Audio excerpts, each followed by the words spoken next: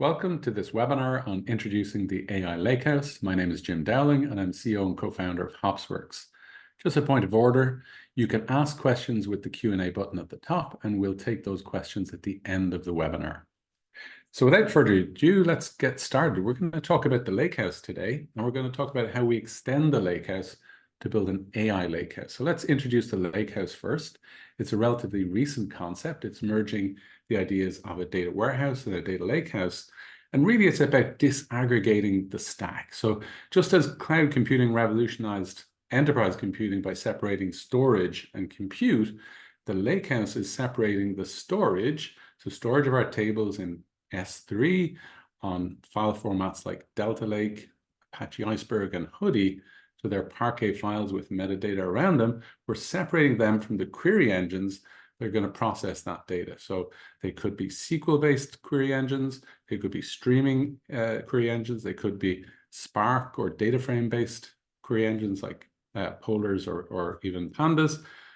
So we're separating out these different layers. And there's also the notion of the metadata that connects where the files are stored for these underlying tables with the table names, and that's called a catalog. And there's been a lot of innovations in catalog. Recently, we've had Unity Catalog open source by Databricks and Polaris open source by Snowflake, and we'll get in a little bit into that later on. But the Lakehouse is now become pretty much a de facto way of low-cost storage of large volumes of tabular data for analytics in enterprises.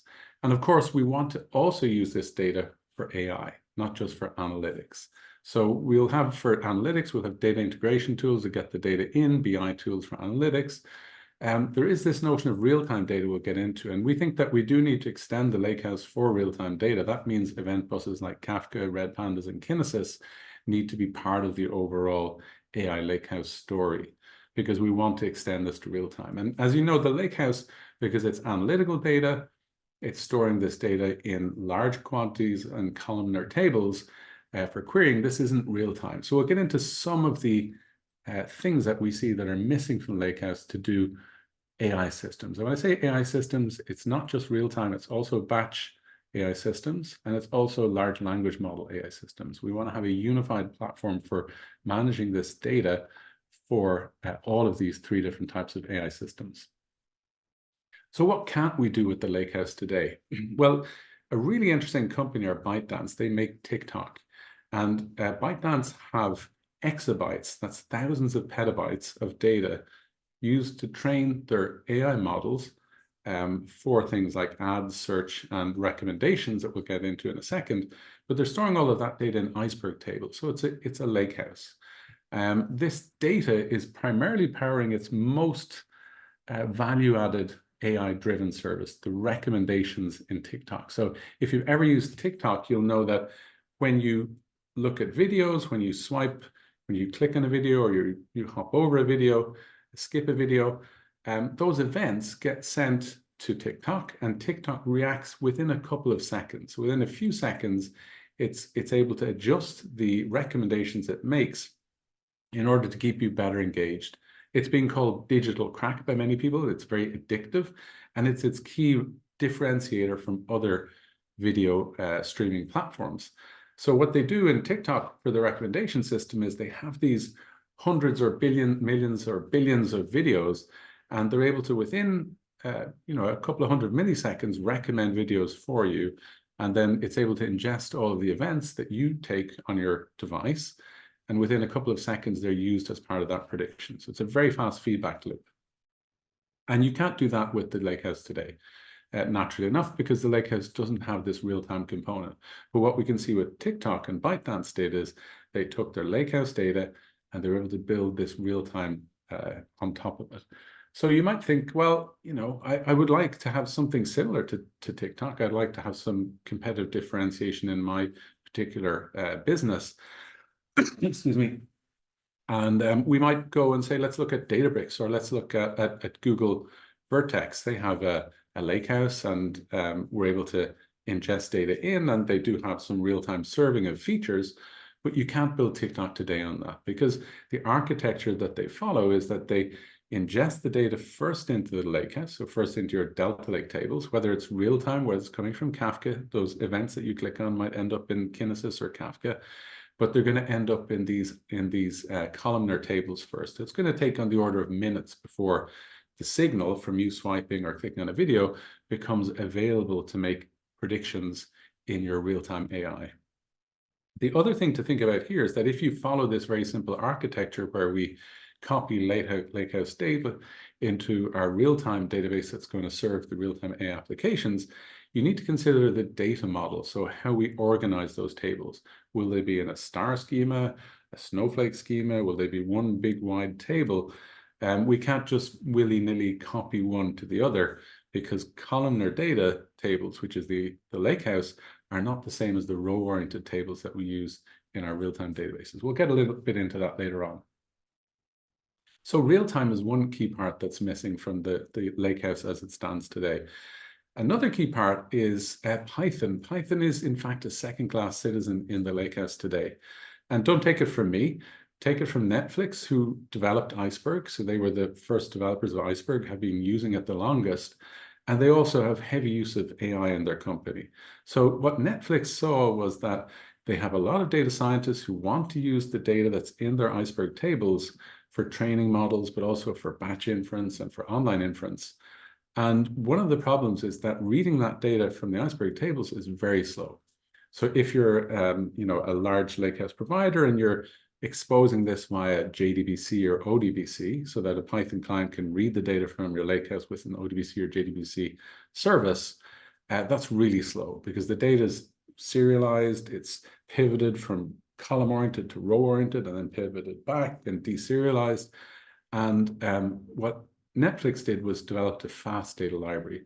It's based on Apache Arrow, so the data goes end-to-end from the Lakehouse to the client without undergoing any pivoting of the data and without any serialization or deserialization, because Arrow is also an over-the-network file transport format. So they see huge productivity gains in their data scientists by adding fast Python data access, making Python a first-class citizen of the Lakehouse that it isn't today in existing Lakehouses. It's not enough for Python to be able to just read the data. There are specific requirements for querying data for AI. If you're creating training data from these Lakehouse tables, that data needs to be what we call point-in-time correct.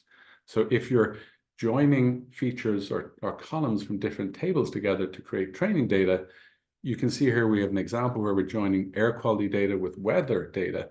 If, for example, you don't ensure that the air quality measurements line up with the weather measurements, you may have future weather measurements for your current air quality measurement.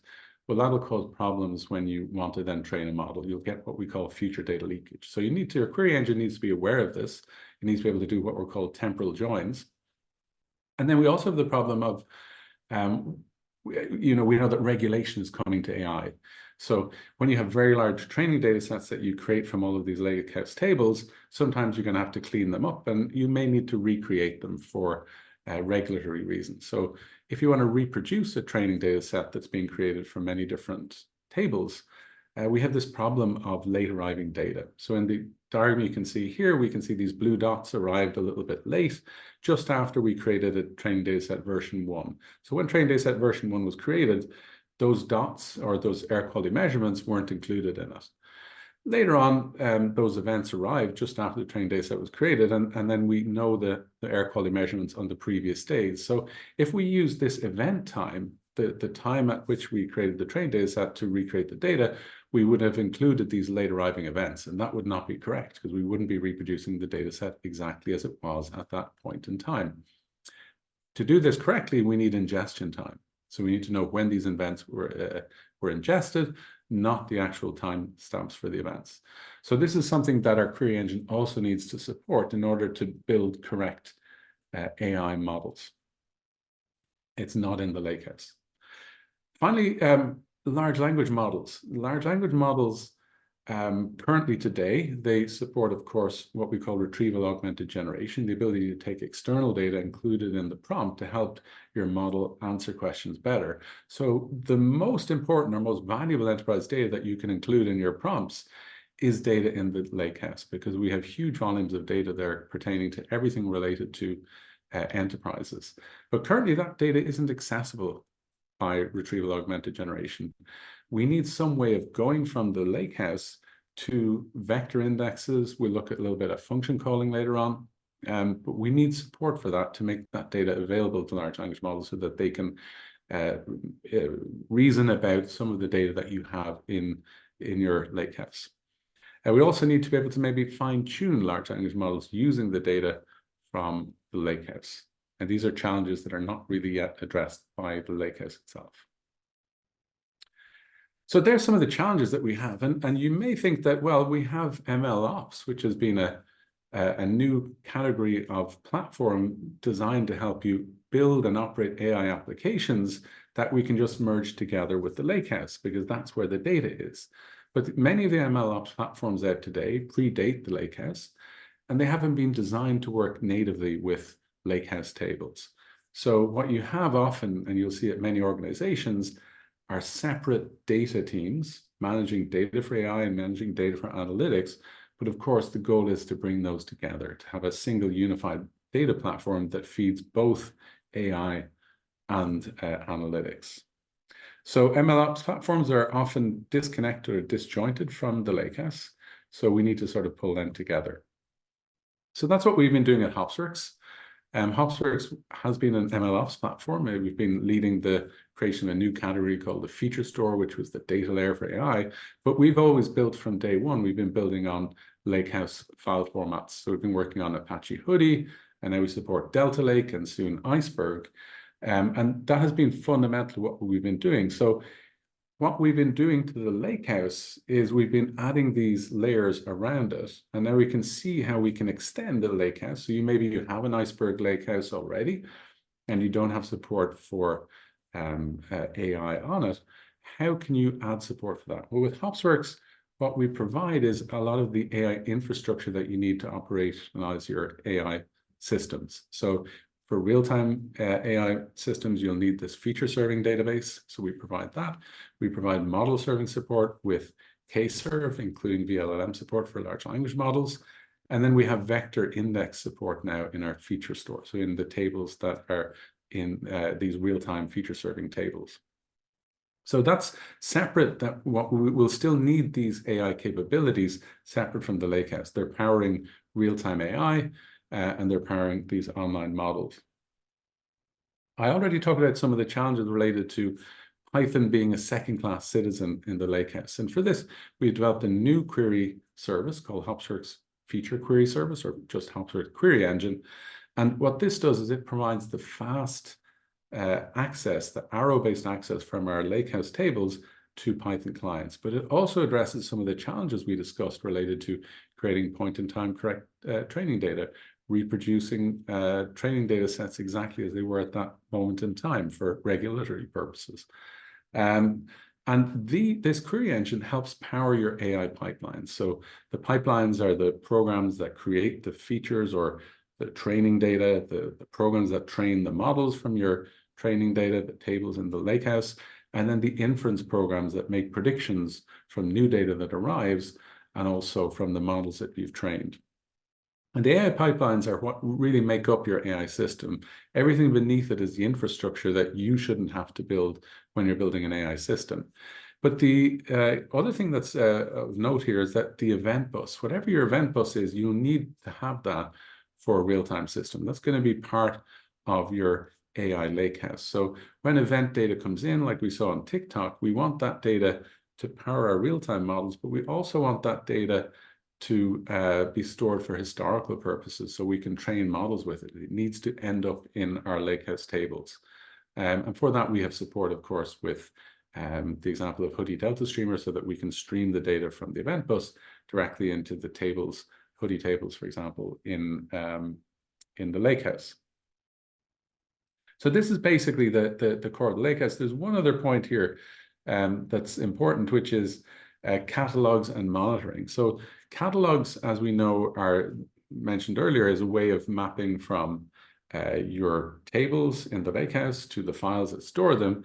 And we can see also that there's more assets in here now. We have models, we have online features, and these also need to be managed and governed. So Hopsworks does support this, and we have support for managing your data inside projects, analogous to Unity catalogs. And finally, then you need to have unified model for monitoring all of the data. So we can see that at least in the Lakehouse and in the MLOps platforms, there's been parallel solutions for looking for data drift, for anomalous changes in your data that arrives in, because data keeps arriving in. Now with a unified platform, you can have a single solution. So you can have set up monitoring for drift for tables that power your analytics, as well as tables that power your AI applications. So let's have a look at what we've done specifically with Hopsworks to realize this vision of the AI Lakehouse. This is based on benchmarks from a peer-reviewed paper at Sigma, the leading database in conference, and it's from 2024, and it's showing the performance of reading data from the Lakehouse into Pandas data frames from a single table in the Lakehouse. So these were hoodie tables. And we can see here that Hopsworks, because of our native arrow support, we get very high throughput compared to the other lakehouses that provided basically JDBC, ODBC support. This may change over time, and this is from the point of time of the publication of the paper, but we'll see that other lakehouses will have to add this native arrow support for Python to make it a first-class citizen. A more challenging part is getting the real-time AI applications. If you're to build TikTok, then or something similar, then you'll need a very low latency database that will feed your real-time AI applications. And we have our own database powering Hopsworks called RonDB that we develop. And as we can see, you've got very low single millisecond latencies for reading batches of features from this online database compared to SageMaker or Vertex, again, from this research paper that is referenced. So that's not enough, right? There's more to building real-time applications. I hinted at one other challenge earlier, which was that if I have a Lakehouse data model, I have some tables in my Lakehouse, and I just want to replicate them to my real-time tables for feature serving. Well, if you do that from let's say, a very wide table, a one big table data model, that's not going to work very well in a raw-oriented database. You're going to have huge redundancy in storage of your data. We don't have columnar compression in raw-oriented databases. We're only going to be able to look up features in runtime that we have the entity ID first. So maybe I've got the credit card number, and I can look up the features in this table here called credit card aggregated CC transactions. But what you really like here is the ability in real-time applications to use as many features as you think are useful for your model. And in this case, this example is just showing you predicting fraud for credit card transactions. And at runtime, I only get the credit card number and the merchant ID, so I can look up features related to them. I don't get in the account ID or bank ID. But if I build a Snowflake schema data model and model my tables in this way, then at runtime, I can pull in all the features related to account details, credit card issue details that I couldn't if I just had a very simple model that replicated Lakehouse tables directly to my real-time feature serving layer. So this is something you can read about more. There's a blog post about here. It's also included in the research paper if you're that way inclined. And then let's look at the Lakehouse. So the Lakehouse for LLMs. So in large language models, we have a great model of the world through language, and there's a cutoff point at which the large language model was trained. And we know that if we want to add in real-time data, so real-time or historical context data, we'll often need to use something called retrieval augmented generation for that. And we saw already that you need support for example, for vector indexes, and we have support for that in Hopsworks. But also we have these Lakehouse tables. We'd like to use them for our retrieval augmented generation to be able to add information from the Lakehouse to RAG so that we can make better predictions with our LLMs. So we have some work we've done on function calling as a way of accessing that Lakehouse data, and you can read up more on that on our blog. And then finally, we'd like to use these Lakehouse tables to fine-tune our large language models. So fine-tuning often gives you a more predictable performance and predictable behavior from your large language models, which is very valuable when you're building enterprise applications. So these are some of the many challenges that we're addressing in Hopsworks. If you want to find out more about the Hopsworks AI Lakehouse, you can read the blog post that we've published on our website. You can also try out Hopsworks and go to our public Slack to ask questions. Hopsworks is available as a serverless platform you can try out today for free. With that, I'll take questions, and thanks very much.